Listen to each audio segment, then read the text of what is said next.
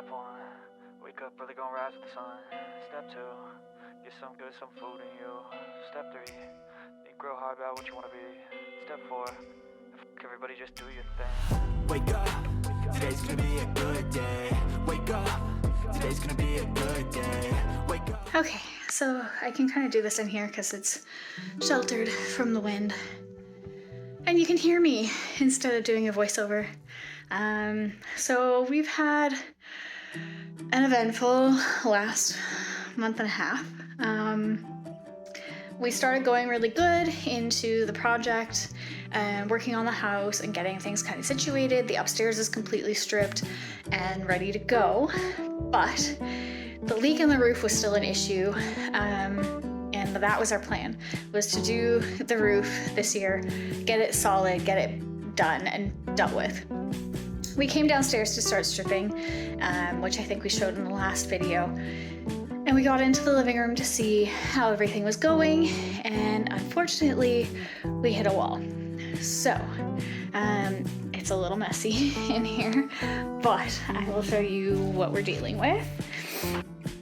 So, in here, this is the corner of our living room, and it's rotten, like really rotten.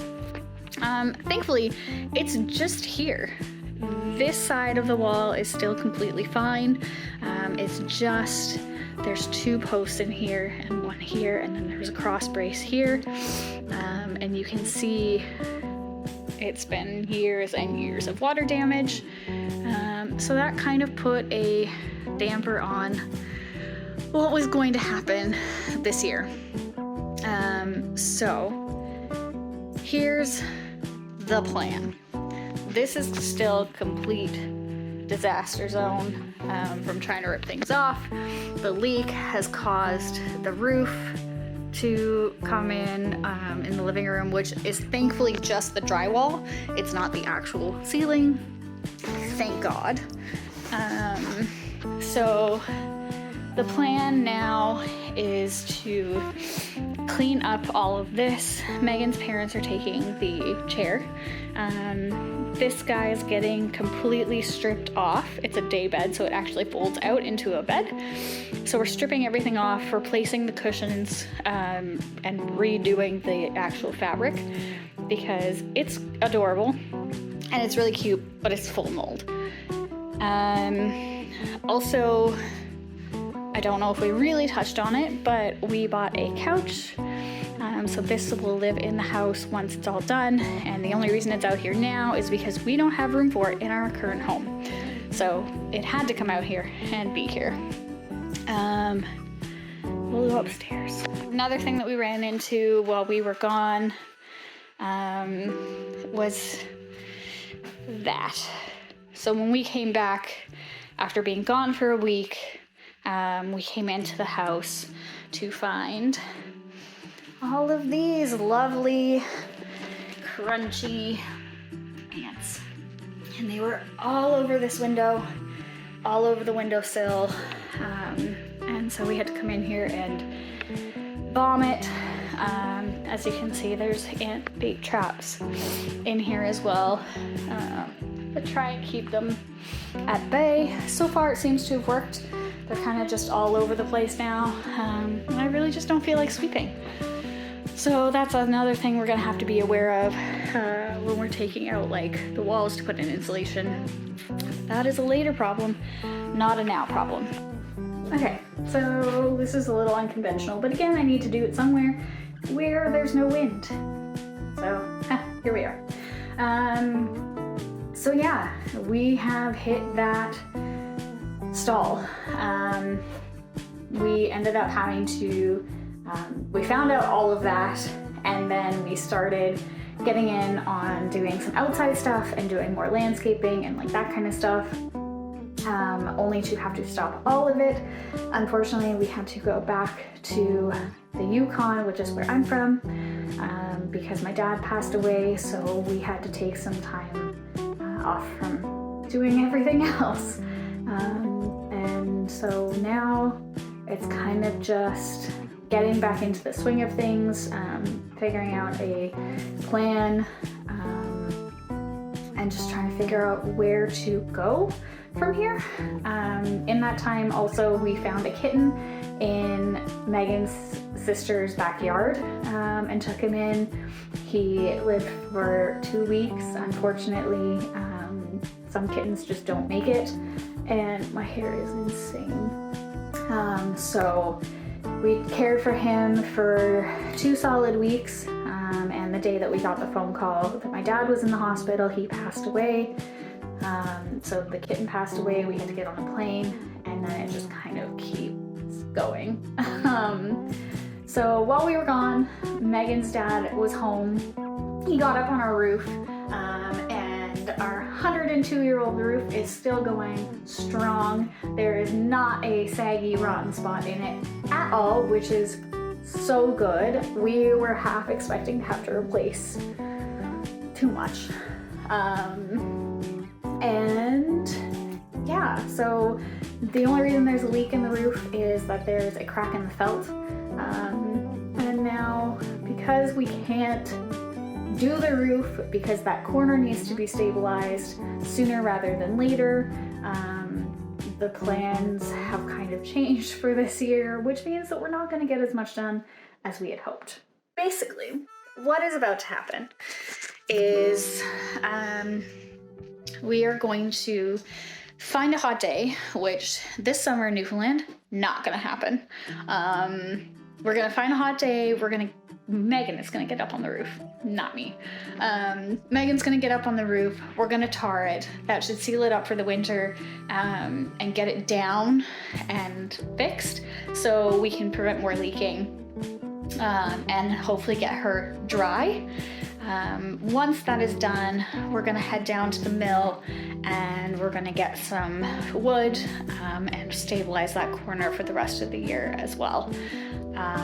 Next summer, however, is going to be a big year because we're going to have to take the outside off of the house, and because we're not keeping the plastic siding and all the vinyl siding that's on the house, we're going back to the original shiplap. We are going to have to mill all of that as well, and get that repaired. So anything that needs to be replaced will be replaced. We have to do the entire outside corner of that side, and try and make it fit and work. So that'll be that. Once that is done, we can get up on the roof, we can finish the roof, actually re-shingle it, do all of those things. So yeah, we're gonna have to re-shingle and do all of that next year as well, just because we don't expect the tar to last forever. And after that, we are going to then get into plumbing, the electrical, because we will have to take all of the flooring out in the kitchen, because it's all just OSB under the tile, and all of our plumbing is on our walls. So the plumbing has to come out. We have to reroute it down underneath. We are planning to put in a on-demand water system so we can get rid of our hot water tank, and we only have 2 sinks and the bathtub, and then our laundry that will require hot water lines. So that is the plan there. The electrical, we have to get somebody in and check it all to see if since it's been updated, if it's updated enough. And if not, then we have to get that updated. We have to make sure we have enough plugs, have enough light switches. We know for sure the bathroom, the plug needs to be replaced because it's not a safe one. It's right above the sink, so somebody can electrocute themselves. And that kind of stuff. We have to get our panel replaced, and then we can actually start insulating and getting things closed. So, we were hoping that we were going to be a lot closer by next summer than we are going to be, but that just means that now, because of that, we can focus on being outside and doing the landscaping part of it and getting that kind of situated. The ultimate goal for Morningstar Manor and all of that kind of stuff is that we are going to create a food forest, and kind of have the prime chance to do that because there's nothing on the land. There are no trees aside from the one big spruce tree, which is like the best. The roses we can use, the dogberry the birds love, and that kind of stuff. But the ultimate goal is that we are going to have a food forest. So all of the plants that are planted here are planted strategically and with a purpose, and they will serve some form of purpose, whether that is for us or animals or chop and drop plants, so things that are going to help put more nutrients back into the ground for other things. What is going to happen now is we have to take out all of the plum trees because they're all diseased, so we cannot plant any pit fruit at all until, so no peaches, no strawberry, or no peaches, no cherries, so that we can actually get things kind of more situated there. They have to come out. Every single one of them has to come out, and they need to be burned ASAP, which is what we are going to be doing all summer. Once we can get those thinned out, taking care of the stumps pulled out, it'll give us more room to be able to plant other things.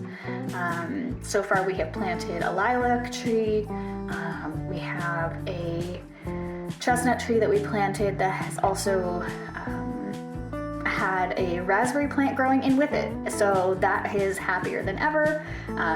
We have planted a hydrangea. The roses we're going to keep cutting back as much as possible throughout the winter as well. There's some Japanese knotweed that we need to get rid of that is snuck in between all of the roses. We have, though, that being said, we talk about how it's all just wild grass. And there's really no plants on the property itself, except there are. We have found strawberries, and they are not wild strawberries. They are full-sized, amazing, giant strawberries. They're already starting to grow, so we're going to be able to pick strawberries from the property this year. There's an entire blueberry bush section, and it looks like there's going to be a lot of blueberries on it this year, which is so amazing. And yeah, so we're gonna get strawberries and blueberries off of the property this year, which is a start. It is something. We can pick the roses this year, make rose jelly, rose water, dry the petals for tea, and just kind of get those things situated. And yeah, we're gonna get the property a little more established, get the driveway established so that we have somewhere to drive in and out that isn't just off the side now. And yeah, otherwise we're gonna keep going and just take what we can and can't do. We've got a couple more trees to plant already, so we have an elderberry on standby, we've got a hackberry on standby, we have a red oak, an amber flame maple, and a golden weeping willow as well that we're gonna plant, and we have some other maple trees that we're gonna put on the property. And yeah, we're just gonna keep going at this point. I mean, this was always just a passion project. We were never looking to get this finished ASAP. This was never going to be a we need to have it done in the next year and that kind of thing. It's when we can, as we can, however we can. And so that's kind of how we're still going to keep looking at it,